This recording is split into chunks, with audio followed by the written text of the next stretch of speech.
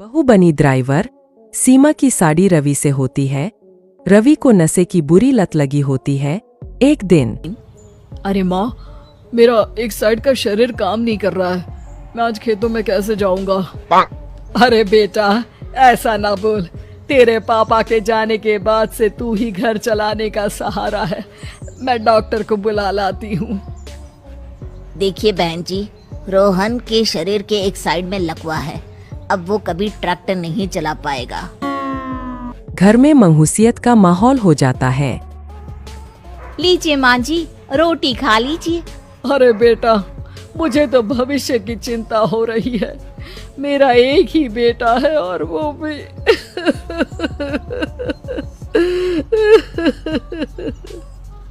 माँ जी, आप चिंता न करें।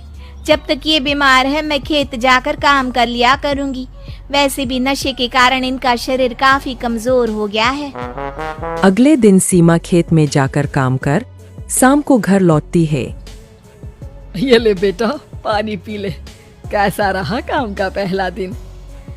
माँ जी, काम तो ठीक है, लेकिन मैं अगर ट्रैक्टर चलाना सीख लूँ ना तो काम और भी आसान हो जाएगा।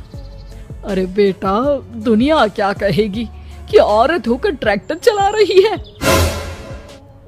माँ जी, या तो हम दुनिया देख ले या अपना घर, कोई बात नहीं। जब ये ठीक हो जाएंगे तो सब ठीक हो जाएगा।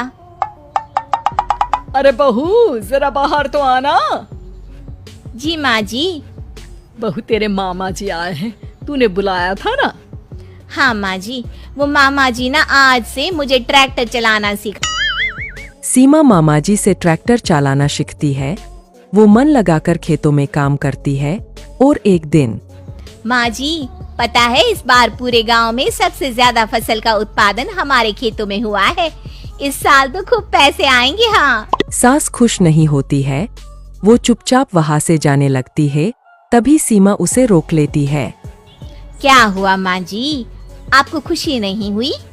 बेटा, आज डॉक्टर साहब बोल रहे थे कि रोहन के ठीक होने के लिए 5 लाख रुपए की जरूरत है।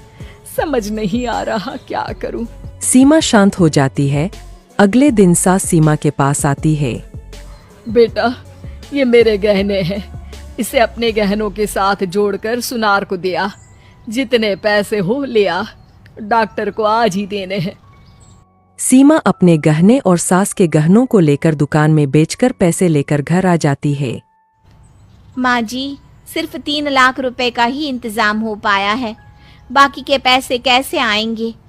बेटा, अब तो एक ही चारा है, हमें जमीन भी बेचनी पड़ेगी। माँ, खेत बेच देंगे तो खाएंगे क्या? अरे बेटा, कोई दूसरा चारा भी तो नहीं है। रोहन ठीक हो जाए तो वो मेहनत करके इससे भी बड़ी जमीन ले लेगा। सास बहू मिलकर खेत भी बेच देते हैं। अब पूरे पैसे लेकर सास डॉक्टर के पास जाती है। डॉक्टर साहब, ये लीजिए सारे पैसे। बस किसी तरह मेरे बेटे को ठीक कर दीजिए। आपका बेटा ठीक तो हो जाएगा, लेकिन 6 महीने का समय लगेगा।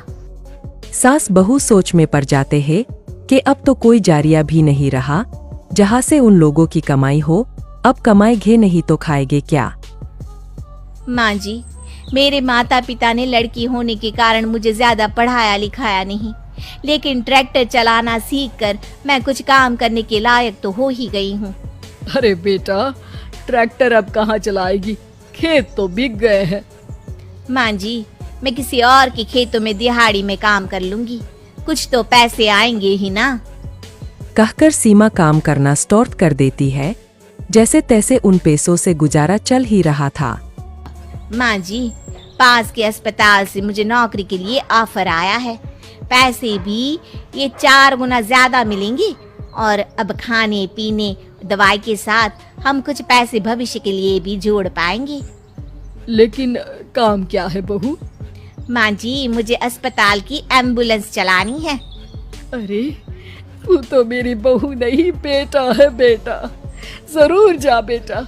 और हाँ, तूने पूरे गांव में एक मिसाल कायम कर दिया कि हर काम हर कोई कर सकता है। उनके लिए लड़की या लड़का होने की कोई जरूरत नहीं। सीमा मन लगाकर काम करना शुरू कर देती है। आगे जाकर वो